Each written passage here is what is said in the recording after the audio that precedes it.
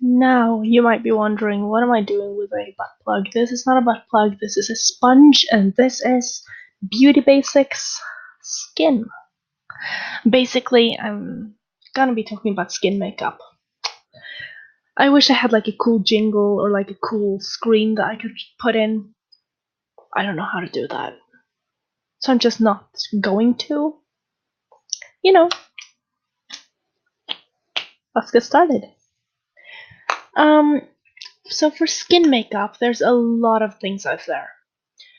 You might have seen makeup artists on Instagram putting huge amounts of powder on their face and then just brushing it away, or using foundations in different colors and stuff like that.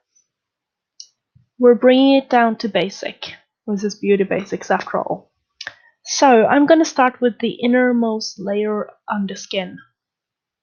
Basically, first you want to make sure that you're moisturized, soft, that you're not really dry, because that can really ruin your whole makeup look. Now, this is only if you're going to be wearing skin makeup. If you have really good, smooth, non-oily skin, disregard this entire video. You don't need it. Um, but I'm going to be starting with my absolute favorite skin product, makeup product that is, which is a primer. Now, a makeup primer, a foundation primer, skin primer, whatever, is basically like a bottom layer. You put in a smooth canvas for your foundation to go on top. This is a good idea if you have, say, big pores or you get really oily like I do. So basically, you put on a primer to even out that so you get a better result with your foundation. That's the basic idea. Now, this primer is really good for oily skin. It's the one that I use. It is NYX Cosmetics Shine Killer, and it looks like this. You can see through the bad quality. Um, I really like NYX Cosmetics. I know they have had a few things that were sort of bad, but overall, I find them to be really good. They're cruelty free, which is really good, and also cheap. So you get sort of good quality makeup for really cheap. That is compared to other makeup brands. Of course, makeup is never cheap. The cheapest thing is just skip it altogether, but that's not what we're here for. It's not what we're about. So I use this, just take a little bit on your fingers, and rub it into your skin wherever you might need it, wherever you're going to be putting makeup. That's it, it's as simple as that. It is transparent. You get makeup primers that are tinted, that have some are green to combat redness. I just use this because it stops shine. I guess there's a primer for whatever skin needs you might have. So, next layer, foundation. Um, Basically, this is a foundation. It is good. I find it to be good. I have a really big problem finding foundations that fit me because I am really pale, but I also have yellowy skin. So basically, all the pale foundations I find are either too yellow or they're too pink. This one is Isadora Wake Up Makeup. It's got SPF 20, which is good, so you don't get sunburnt, especially when you're as pale as me. That's a good thing. This is in the shade Fair, so that's 2 zeros, Fair. I don't know if that's even visible. It's the lightest shade that they had, and it works really well for me. If you have really smooth skin, you don't really need foundation. I rarely wear it. I just wear it sometimes for parties, for special events. If I know there's gonna be photographers or like pictures being taken for stage or for cosplay, that's the only sort of occasions I wear foundation. To apply foundation, you might want a foundation brush or the infamous beauty blender. This isn't a brand beauty blender. I got it off of H&M for super cheap. So you don't need an expensive beauty blender. Like, you don't need Real Techniques. You don't need a beauty blender brand. Just get one of these. Put it in some water. Squeeze it a few times underwater. Squeeze out the excess water. Put foundation, say, on the back of your hand. Put it on your face and blend with this. That's how I do it. I prefer the sponge over the brush because I find that the sponge just gives a little bit more of an airbrushed look. The brush you get, it's easy to get streaks because you go like this. But with the sponge you sort of tap instead of drag it, you sort of just tap into the skin, which gives you a little bit of soft texture, but not like streaks, but like natural texture. I find that to be really practical and good. Some people don't like it. Experiment a bit so you can find out what you like best. Now, if you have really good skin or you're aiming for a more natural look, skip foundation altogether. You might need concealer. Now, this is a cream concealer. You get liquid concealers as well, which are, well, more liquidy. But this one is really creamy and nice. This is Isadora Color Correcting Concealer.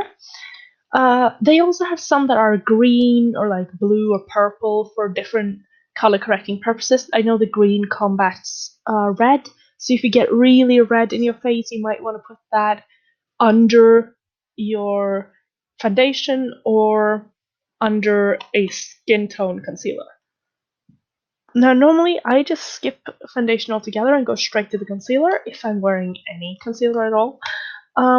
So the good thing about this Isadora palette is that it has one concealer for dark circles specifically, and then it has this one really pale concealer and one that's a little bit more pink. I've never really used the pinkish one, but the palest one is my exact skin shade, so basically I use that. It also has a highlighter, which is really nice.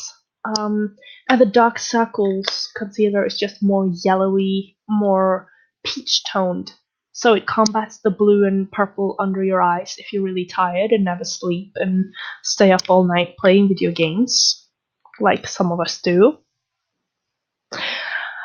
Basically, what I do with this, I take the skin tone concealer. You want a concealer that's your skin shade or a little bit lighter. Never go for a darker concealer than your skin because that's gonna look weird.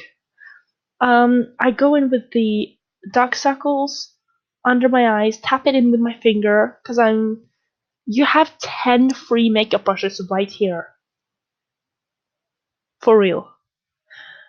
And then I go in with my skin tone concealer, just a little bit on the cheekbone, cheek area, down the bridge of my nose, a little bit on the forehead, center of the forehead, a little bit on the chin, maybe on the jawbone if I feel like it. And I just blend it out till it looks natural, and that's it.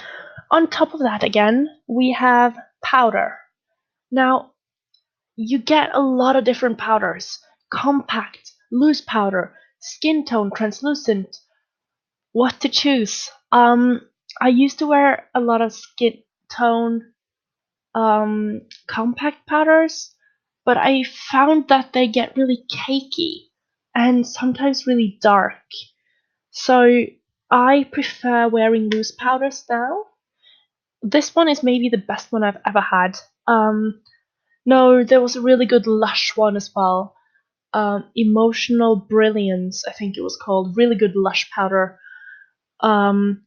But that was expensive, and this one's not as expensive. This is L'Oreal True Match Minerals Mattifying Powder. Now, it looks completely white, but when you put it on, it's actually invisible. Like, it's white when you put it on, and then you just blend it with your really fluffy big brush. This is a powder brush.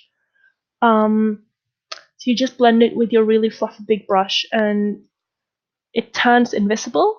And good thing about this specific powder is that it keeps your skin so matte all day.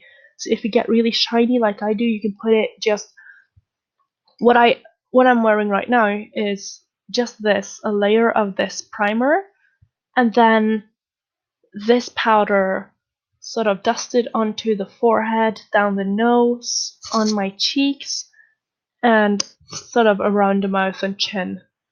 And that's all you need. And it's so good. So I would say that a good powder and a good primer is a necessity. If you have imperfections in your skin, discoloration, dark circles, a concealer is important.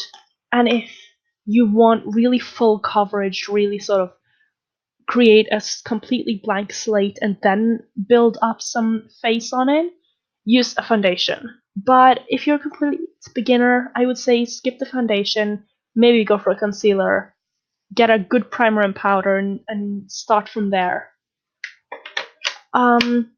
Next video, I might do how to contour, sort of what's the deal with contouring. I'm gonna do a video on eyeshadow, eyeliner, brushes, what do you need, what do you not need, is it worth it to buy brand, stuff like that. Um, so yeah, I hope that this was informative, and I hope that together we can find a path through the makeup world. So, give me some feedback on what I could do. Sort of, what do you want to see? Colors you want to see? Products you're wondering what about? Sort of, what do I do with this? What's the hype?